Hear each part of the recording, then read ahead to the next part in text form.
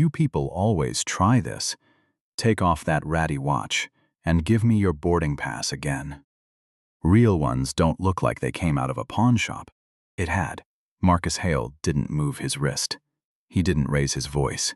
He just looked at Deborah Sloan, the way you look at a storm cloud that hasn't decided yet whether it's going to break. That was the moment. Before the slap, before the torn boarding pass, before the phone call that would cost Continental Crest Airlines $41 million, before the sun came up over Seattle. Before any of that, there was just a woman standing in the aisle of a Boeing 787 and a man in seat 2A who refused to disappear. Rewind 50 minutes. Detroit Metro Airport, Gate A34, 6:19 in the morning. The smell was jet fuel and burnt coffee and the particular staleness of recycled air that hasn't cycled yet. Marcus stood in the boarding line with a scuffed brown duffel over one shoulder, a gray hoodie zipped to the collar, and a pair of New Balance sneakers that had seen 4 years of daily wear. On his left wrist sat a Timex with a cracked crystal face, the second hand frozen at 11, the leather band gone soft and dark with age. It didn't tell time anymore. He wore it anyway. The gate agent scanned his pass without looking up. First class, Seat 2A, Flight 2112 to Seattle-Tacoma. Marcus walked down the jet bridge the way he walked through every room he'd ever entered. Quiet, unhurried, taking up exactly as much space as he needed, and not 1 inch more. He didn't know yet that in 50 minutes a woman would rip that boarding pass in half and throw the pieces into his lap. He didn't know that 46 strangers would watch it happen and say nothing. He only knew that his mother's stroke rehabilitation appointment was Thursday, and he wanted to be in Seattle by Wednesday night to walk her into it himself.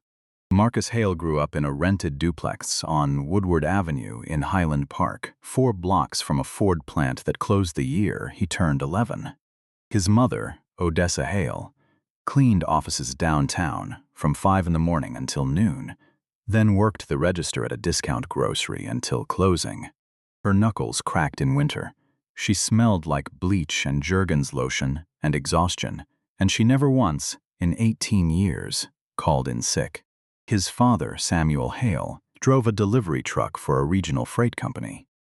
He died at the wheel on I-75 when Marcus was 10. A heart attack, the truck drifting into the median, no other vehicles involved. The company sent a card and a check for $200. Odessa never cashed it. She kept it in a kitchen drawer for 6 years until the drawer swelled shut from humidity and she finally threw the whole thing away, check included. After that, Marcus became the one who carried the groceries up 2 flights of stairs because his mother's knees had started giving out at 41. He learned to fix the radiator that clanked all winter. He learned that nobody was coming to fix things for you, and that if you wanted something to work, you had to be the one who made it work. He was accepted into the University of Michigan on a full scholarship, majored in industrial engineering, and graduated in 3 years. Because a 4th year of tuition wasn't something his mother's paycheck could stretch to cover, scholarship or not. His first job was loading freight trailers at a distribution hub on Detroit's east side. $11 an hour, 12-hour shifts. Supervisors who called the workers by last name only and never bothered learning the first ones. He lasted 16 months. Not because he quit. Because he noticed the routing software was sending trucks out half empty on return legs, burning $40,000 a month in wasted fuel that nobody upstairs seemed to be tracking. He wrote it up on his kitchen table over 3 nights, printed it at the public library because his apartment didn't have a working printer, and handed it to the regional director.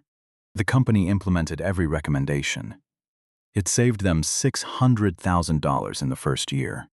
Marcus got a 35-cent raise. That was the night he decided he would never again build something and hand the profit to somebody else.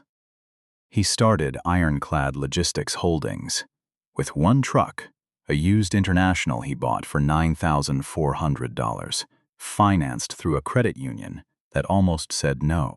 He drove it himself for the first 2 years. Detroit to Columbus, Columbus to Cincinnati, back to Detroit, sleeping in the cab, doing his books on a laptop wedged against the steering wheel.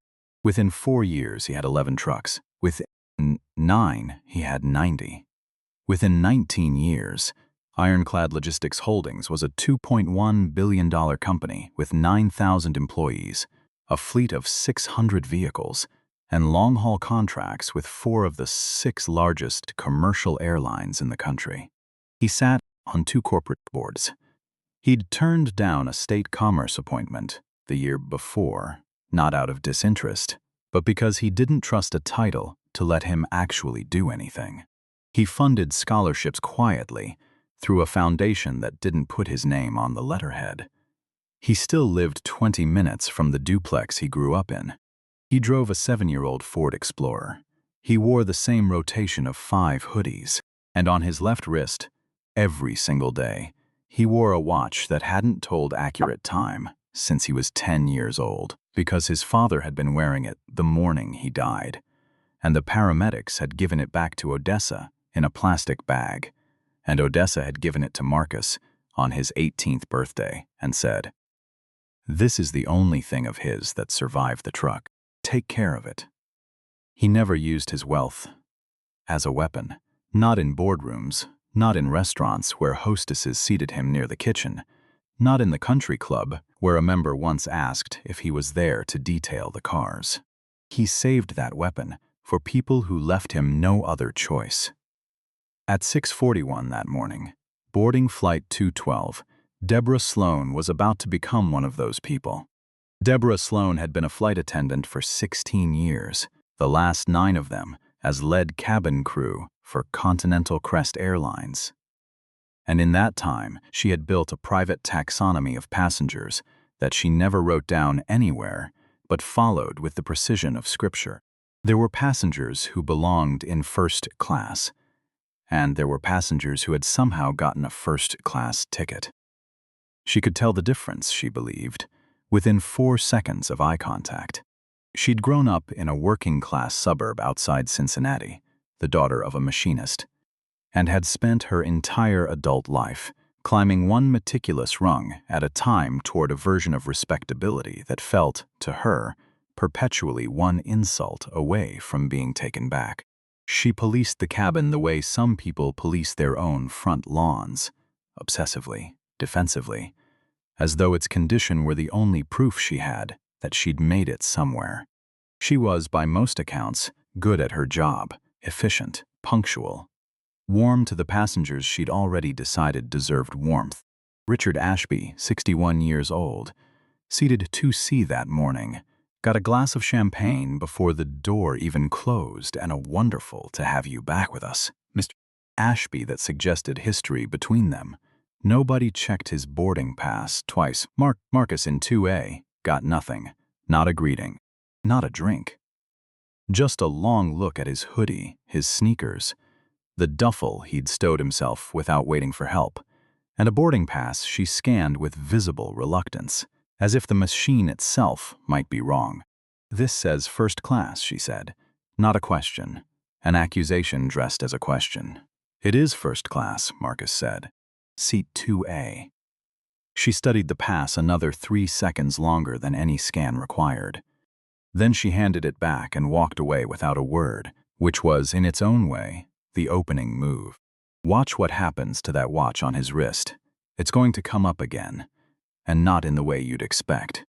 The first tear came 20 minutes into the flight, once the seatbelt sign clicked off. Deborah moved through the cabin with the drink cart, pouring champagne for Richard Ashby, coffee for the woman in 2B, orange juice for the elderly couple in row 1. She reached Marcus and set nothing down. "Can I get you something?" She said it flat, already 3/4 turned away, the way you ask a question you don't want answered. Coffee, black. She poured it, barely 2 inches in a cup that should have held 6, and moved on before he could say thank you. Small, deniable, the kind of thing you could explain away in a training review as an oversight. It wasn't an oversight. It was a test. to see how much he'd tolerate before he made a scene she could then point to as proof of the thing she'd already decided about him. He tolerated all of it. He drank the 2 inches of coffee and opened his laptop and reviewed a freight contract for a distribution center in Tacoma. And if the thin coffee bothered him, nothing on his face showed it. The second tier came 40 minutes in, and this time it wasn't deniable at all. Deborah stopped at his row, on her hip, voice pitched just loud enough to carry to the rows around them without quite being a shout, the volume of someone who wants an audience but wants deniability about wanting one. "Sir, I'm going to need you to move to economy." Marcus looked up from his laptop. "I have a first-class ticket. Seat 2A. I understand that's what it says. But we've had a request from another first-class passenger who'd feel more comfortable, and I think it would go smoother for everyone if you just came with me." There was no other passenger. There was no request. Richard Ashby, 3 feet away in 2C, lowered his phone and frowned, because he had said nothing, requested nothing, and knew exactly what he was watching. "I'm not moving," Marcus said. 3 words, delivered with no heat at all. Something in Deborah's chest tightened at the stillness of it. Not fear exactly, but the particular offense of watching someone refuse to perform the anxiety she expected to see. She had built her whole authority on people flinching. He wasn't flinching. "You know," she said, leaning down until her face was a foot from his, "in my 16 years doing this job, I have never once had to explain to a paying customer why a man just dressed like he walked in off the street is sitting in the seat they paid $4,000 for. So you're going to want to make this easy on both of us." Marcus set his laptop down slowly, closed it, and folded his hands in his lap. "Call your captain if you need to. I'm not moving." The third tier arrived 90 seconds later, and it left a mark that lasted considerably longer than the flight. Deborah reached across the armrest, snatched the boarding pass from where he'd tucked it into the seatback pocket, and tore it down the middle in one motion. She threw the 2 halves into his lap. "Get up, now, before I call security and have you in cuffs on the tarmac in Seattle." The cabin went dead silent in the particular way that only 46 strangers holding their breath at once can produce.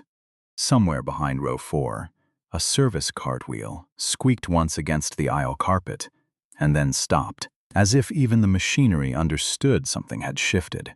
Marcus picked the torn halves of the boarding pass off his lap, set them neatly on the armrest, and looked at Deborah without blinking. "I already told you," he said. "I'm not moving." She slapped him. Open palm, full arm, the kind of contact that isn't a warning shot. It's a decision. The sound cracked through the cabin like something structural giving way, and for 6 full seconds afterward, nobody in business class moved. Not the elderly woman in 1B who'd been knitting. Not Richard Ashby, whose mouth had fallen open. Not the 2 flight attendants frozen at the galley curtain. The recycled cabin air seemed to hold the sound the way water holds a stone after it's already sunk. The ripples long outlasting the splash. Marcus didn't touch his cheek. The left side of his face was already reddening, a raised welt forming in the shape of her hand. But he sat with his hands folded exactly as they had been, and he looked at Deborah Sloan the way you look at weather. Something unpleasant that would, eventually, pass. He reached into his duffel, pulled out a small spiral notebook with a cracked plastic clasp, and clicked a pen. "Your name," he said. "I already read it off your badge. D. Sloan. I want to confirm the spelling." Deborah's hand was still tingling. Some part of her recognized, distantly, that something had just gone permanently wrong. But the larger part of her, the part that had spent 16 years being right about people, pushed the recognition back down. "You provoke this," she said. "I'm writing you up as a security threat. When we land, you're getting escorted off in strain tests, and we'll see how funny that little notebook is then." "Write whatever you need to write," Marcus said. He wrote the time in his own notebook. 7:14 a.m. He wrote her name. He wrote the seat number. Then he pulled out his phone, opened his contacts, and typed a single message to a name saved as Victor Callahan. Ironclad legal. Need the board on a call tonight, all 7. Non-negotiable. He hit send, set the phone face down on the tray table, and closed his eyes. He did not know yet how far this was going to travel. He only knew that for the first time in longer than he could remember, he had run out of patience for being invisible on purpose. In row 6, window seat, Tasha Coleman had her phone propped against the seatback pocket in front of her, the red recording light blinking, and had been filming since the moment Deborah's voice first cut through the cabin with, "I'm going to need you to move." Tasha was 29, ran a small skincare business out of Columbus with 150,000 followers who mostly wanted product reviews, and had never once planned to use her platform for anything like this. But she recognized the tone in Deborah's voice within the first 4 words. The tone of someone who had already decided the outcome before the conversation started.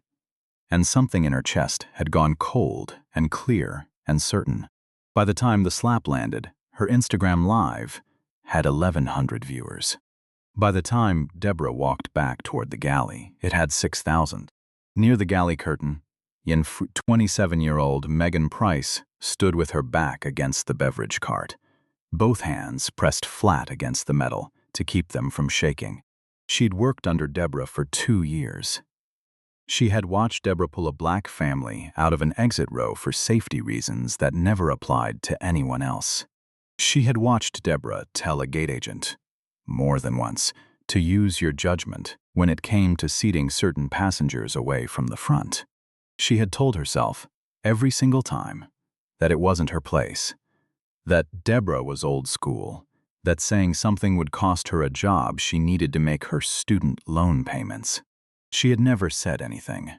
Watching a welt rise on a man's face because he wouldn't give us a seat he'd paid for, Megan felt, for the first time, the actual weight of every time she hadn't spoken. It sat in her stomach like something swallowed whole years ago and never digested. She picked up the intercom handset. Her hand hovered over the button. She set it back down. Not yet, she told herself. Soon. Richard Ashby did not hesitate at all. Hey. His voice cut through the cabin, low but hard. What in the hell was that? Deborah turned, her customer service mask flickering back into place for half a second out of pure habit. Sir, this is a crew matter. I need you to seated. You just hit a passenger. He was being aggressive. He hadn't moved. He hadn't raised his voice. I watched the whole thing. Richard's jaw was tight. You want to explain to me what part of sitting still and folding his hands counts as aggressive? Sir, if you continue to interfere with cabin crew, I will have you removed for a federal violation. The threat worked the way it had worked on 100 passengers before her. Richard sat back, jaw still tight, but silent. Federal offense. Everyone knew the rule, and Deborah had learned exactly how to weaponize it. It had.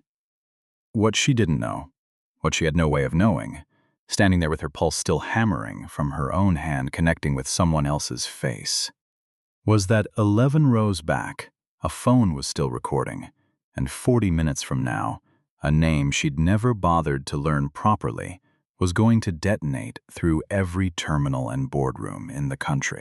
She walked to the galley, poured herself a cup of water she didn't drink, and told herself the story she needed to be true. He refused a direct order. He was disruptive. He provoked me. She believed every word of it. That belief was about to cost her everything. 12 minutes later, she walked back down the aisle with a printed passenger manifest and stopped beside seat 2A. I'm marking you as a security threat, she said, clicking her pen. Final chance to cooperate before we land. Marcus looked at the manifest, then at her. You already have my name. You checked my ticket twice and you just tore it in half. I'm asking again, Marcus Hale. She wrote it down. The name meant nothing to her. Why would it? She didn't read shareholder filings. She didn't follow freight and logistics trade publications.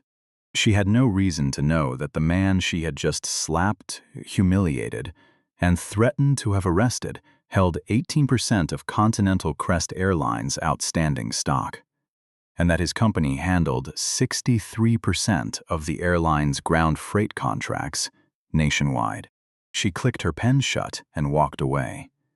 Marcus didn't open his eyes again until the descent began. Captain Daniel Foss stepped out of the cockpit at 8:52 a.m. because Megan Price had finally, after 40 minutes of arguing with herself, picked up the intercom and said, in a voice barely above a whisper, "Captain, we have a situation in the forward cabin." Lead crew struck a passenger. Foss had flown commercial for 23 years. He'd handled drunk passengers, a mid-flight cardiac arrest, one bomb threat that turned out to be a forgotten carry-on, and a man who'd tried to open an emergency exit at cruising altitude. He had never once handled a crew member physically assaulting someone in the cabin. He walked through the curtain and saw it immediately. A man in seat 2A, with a visible welt darkening on his left cheek, two torn halves of a boarding pass sitting on the armrest, and Deborah Sloan standing in the aisle with her arms crossed, like she was guarding a checkpoint. "Deborah, what happened?" He refused a seating reassignment and became aggressive. "I had to de-escalate." Foss looked at Marcus, who sat with his hands folded, laptop closed, face calm except for the bruise spreading across it. "Sir, are you all right?" "I'm fine," Marcus said. "I'd like her name and badge number for the record, formally." "You already have it," Deborah snapped. "And when we land, security is going to want to talk to you, not me." Foss held up a hand. "Galley." Behind the curtain, the conversation lasted under 2 minutes. "Did you hit him?" He provoked. "Did you hit him, Deborah?" A pause, then quieter. It was a reaction. A seated man with his hands in his lap provoked you into striking him across the face. You weren't out there. You didn't see the way he looked at me. Like he had some kind of right to. He has every right. You checked his ticket yourself. Twice. Foss's voice didn't rise, which somehow made it worse. You're relieved of cabin duties for the remainder of this flight. Sit in the jump seat. Don't speak to any passenger. This is going to corporate the moment we land, and I expect you understand what that means." Deborah's face went white. Not with shame, not yet, but with the dawning recognition that the story she'd been telling herself, the one where she was right, where the man in old sneakers was the problem, was not going to be the story anyone else believed. Back in the cabin, the silence had changed texture. It had been the passive, don't get involved quiet of people minding their own business. Now it had turned into something heavier. The specific discomfort of people who had watched something and done nothing, and were only now beginning to understand what their nothing had cost. On Tasha Coleman's phone, the live viewer count crossed 40,000. The clip had already been screen recorded and reposted across 3 platforms before she'd even ended the stream. A hashtag was forming on its own, Seat 2A. Marcus opened his phone. 3 missed calls from Victor Callahan. 1 text. "Board confirmed for tonight, all 7 members. What's the agenda?" He typed back, "Full exit, contract termination and equity divestment. Both on the table, no half measures." He looked out the window at the wing, catching morning light somewhere over Montana, and folded his hands again and waited for the plane to land. Gregory Hurst, chief executive of Continental Crest Airlines, was asleep at his home outside Fort Worth when his phone began ringing at 5:12 a.m. He ignored the first 2 calls. By the third, his wife elbowed him hard enough to wake him fully. 19 missed calls, 11 texts, 3 from his head of communications, 2 from the board chair, and 1 from a number he didn't recognize that read simply, "Check Twitter." Hurst didn't use social media personally. He opened the app anyway, typed the airline's name into the search bar, and felt his stomach drop through the mattress. The top result was a 34-second clip. A white flight attendant striking a black man across the face in a first-class cabin. Posted 9 hours earlier, 61 million views. The comments were a wall of fire: boycott, fire her, name her, sue them. He called his head of communications, Renee Fisher. She'd been awake for 3 hours already. How bad? Category 5, Gregory. Every network is running it. The attendant's name is already public. Deborah Sloan, 16 years with us. The hashtag's been trending for 6 hours. 3 sitting state legislators have called for a boycott. Do we know anything about the passenger? Any history? Any? Gregory. Renee's voice dropped. Marcus Hale is the founder and CEO of Ironclad Logistics Holdings. Hearst knew the name. Everyone in aviation logistics knew the name. Ironclad handles 63% of our ground freight, Renee continued. The contract is worth roughly $140 million a year. And Gregory, his firm holds 18% of our stock. He's our largest individual shareholder. The silence on the line lasted 8 seconds. Hearst counted every one of them. You're telling me, he said slowly, that one of our flight attendants slapped our single largest shareholder across the face, on camera, in front of 60 million people. That's what I'm telling you. Hearst hung up, walked to his bathroom, and gripped the edge of the sink until his knuckles went white, staring at a man in the mirror who had navigated 2 fuel crises and a pandemic and had never once, until that moment, looked like he was about to lose. At 6:40 a.m., he called Marcus Hale directly. A woman answered. Mr. Hale is aware of your call. He's not available. I've been instructed to relay the following. Ironclad Logistics is initiating termination of all freight contracts with Continental Crest Airlines, effective in 30 days under the reputational misconduct clause. Ironclad Capital Partners will begin divesting its full equity position, beginning at market open this morning. He can't do that. That stock alone will. Mr. Position is that Continental Crest's failure to maintain basic standards of human decency toward a paying passenger constitutes material breach of the values clause in the investment charter. This isn't a negotiation, Mr. Hearst. It's a notification. The line went dead. By 9:30 a.m., trading opened on Wall Street, and Ironclad Capital Partners began selling its Continental Crest position in large, systematic blocks. Analysts noticed the volume spike within minutes. Headlines caught up within the hour. Airline's largest shareholder dupe stake, following assault of passenger on camera. By 11, Continental Crest stock had dropped 19%, $26 million in market capitalization, gone before lunch. By the closing bell, the total loss stood at $41 million, and 2 additional institutional investors had begun quietly trimming their own positions, unwilling to be the last ones holding shares in a company that appeared to be actively burning down its own reputation in real time. In his Chicago office, his Detroit office, on the 9th floor overlooking a skyline he'd grown up 2 miles from, Marcus sat with a cup of black coffee and a stack of morning headlines. His phone held 400 unread messages. He hadn't responded to a single interview request.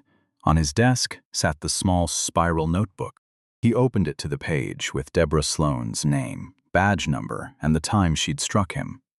He read it once, closed it, and put it in the drawer. He didn't need it anymore. The whole country had the footage. Deborah Sloan was terminated at 7 a.m. the following Tuesday, 14 hours after the flight had landed. There was no quiet meeting with HR, no soft-spoken conversation and a box of tissues. Continental Crest's legal team drafted the termination letter at 6 that morning and emailed it to her personal account before she'd finished her first cup of coffee. 3 paragraphs. Gross misconduct, violation of the passenger anti-discrimination policy, full cooperation with a criminal assault investigation, opened after Marcus's legal counsel filed a formal complaint at 7:15 a.m. the morning after the flight.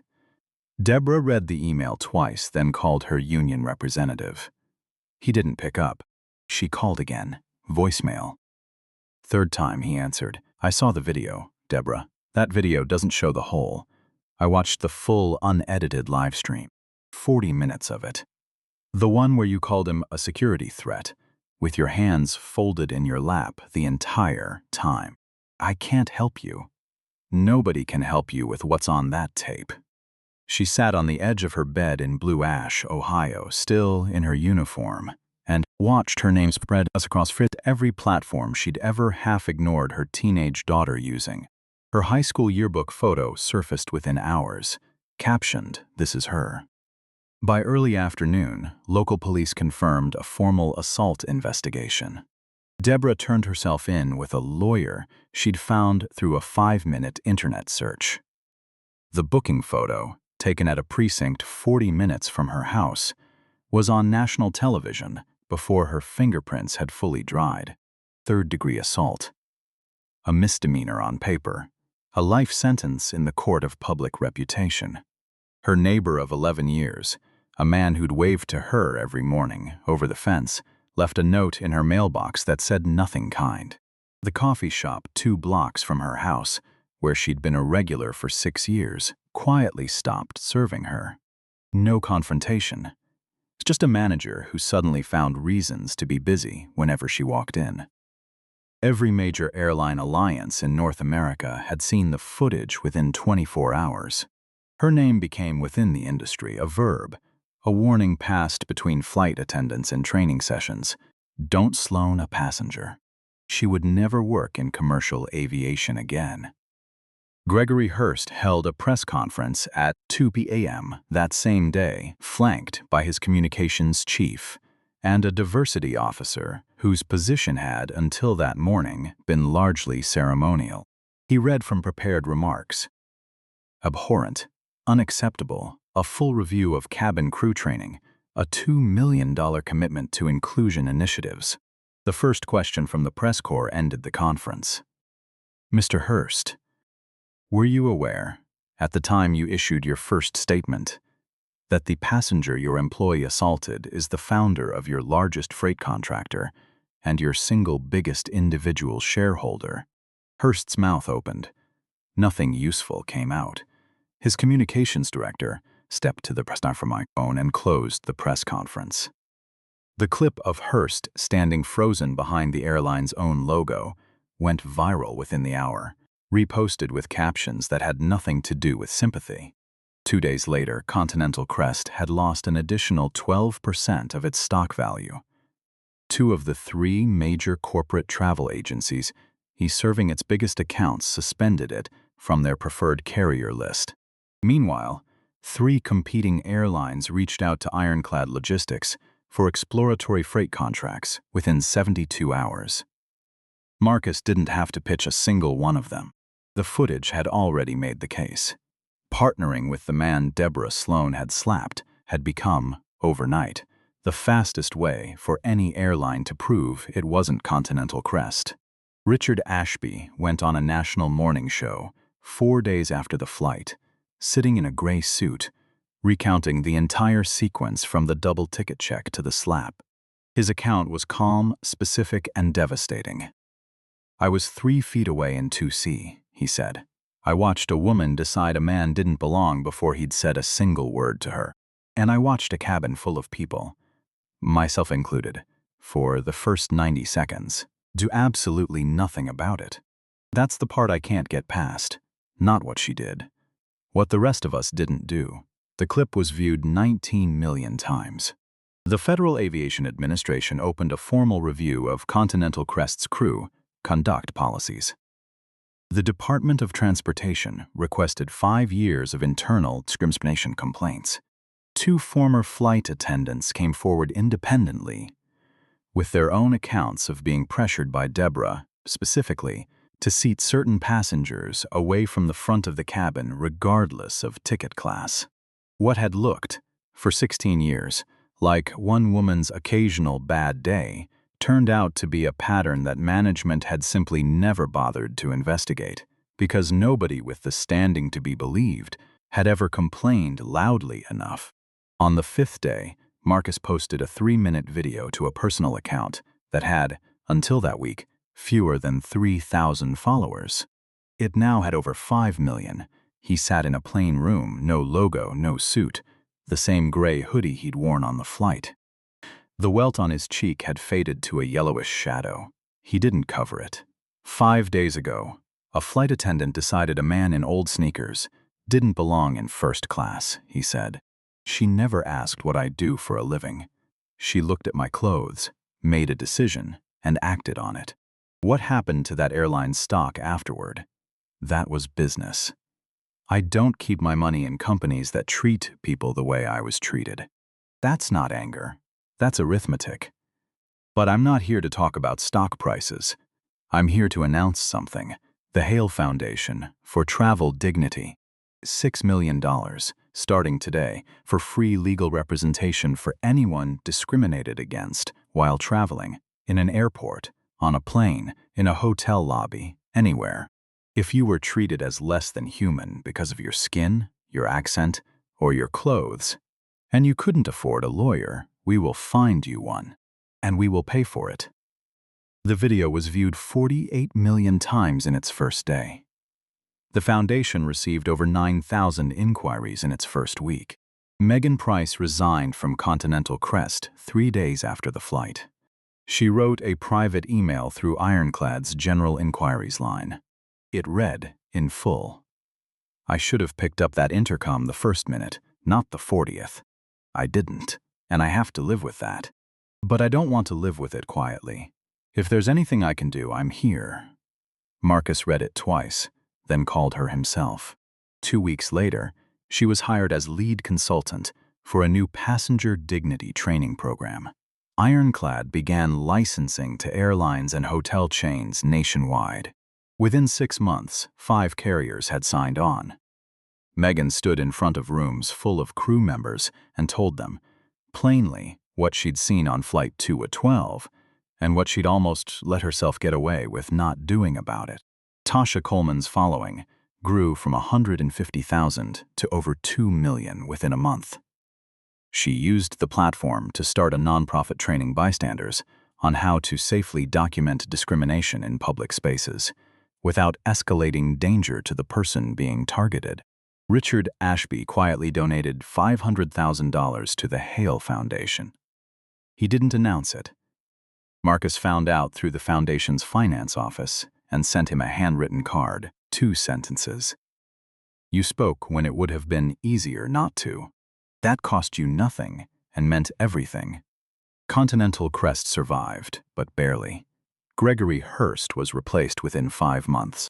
The board brought in Vivian Marsh, a former chief operating officer at a rival carrier, known industry-wide for zero tolerance on institutional bias and for flying coach, unannounced, to see for herself how crews actually treated passengers. In her first 90 days, she personally reviewed 6 years of internal complaint records that had previously gone nowhere. She terminated 4 more employees, not for anything as dramatic as a slap, but for the smaller, quieter patterns, the unnecessary bag searches, the seat reassignments that always seemed to target the same kind of passenger, the things that never went viral but left the same bruise over and over, invisibly, for years. 6 months after the flight, on a gray Tuesday afternoon, Deborah Sloan sat across a folding table from a court-appointed mediator in a converted community center in Blue Ash, Ohio, as part of the restorative agreement her attorney had negotiated in lieu of additional criminal proceedings. A condition that required her to write and deliver in person a full account of what she had done. Marcus had agreed to attend. He hadn't decided, driving there, whether he would say anything at all. Deborah looked smaller than she had on the plane. Her hands shook as she unfolded a single sheet of paper. "I told myself for 16 years that I was protecting something," she read, voice cracking halfway through the first line. "Standards. Order. I never once asked myself what I was actually protecting or who I was protecting it from. I looked at you and decided who you were before you said a word, and when you didn't perform the fear I expected, I hit you. Not because you provoked me, Because I couldn't stand being wrong in front of a plane full of people, and I made you pay for that instead of admitting it." She stopped, swallowed hard. "I've spent 6 months telling myself it wasn't as bad as the video made it look. It was worse. I know that now. I'm not asking you to forgive me. I just needed you to hear me say I was wrong, out loud, without an excuse attached to it." Marcus listened without interrupting. When she finished, he didn't say it's okay because it wasn't, and he'd never once been in the business of pretending things were smaller than they were. He said only, "Thank you for saying that," without adding a but to the end of it. And then he stood and left and didn't look back at her from the doorway because there was nothing left in that room he needed to carry out with him. Marcus Hale went back to his life. He still ran ironclad. He still flew commercial, business class, same hoodie, same sneakers, same duffel bag. The only difference now was that occasionally a flight attendant recognized him, brought him water before he asked, and sometimes leaned down and said, quietly, "Thank you for what you did." He would nod. He never said "you're welcome." Just a nod, because he understood something most people still hadn't learned. What happened on Flight 2112 should never have required a billionaire to fix it. It shouldn't have taken $41 million to prove that a man deserved to sit in the seat he'd paid for. But it did, and that said far more about the world than it ever said about Marcus Hale. He still wears the watch. It still doesn't tell time. He still isn't planning on taking it off.